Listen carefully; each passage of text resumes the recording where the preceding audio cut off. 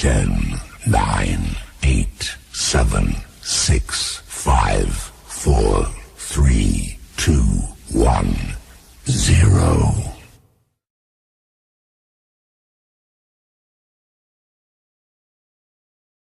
Assalamualaikum, we are from Group I.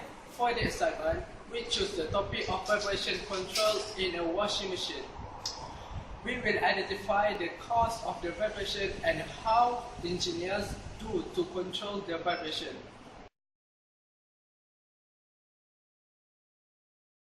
Before that, do you know what is vibration? Vibration is a mechanical phenomenon whereby oscillation occurs upon an equilibrium point. Vibration is not always good. It can bring bad things such as fatigue, noise, breakage, improper operation, and many more.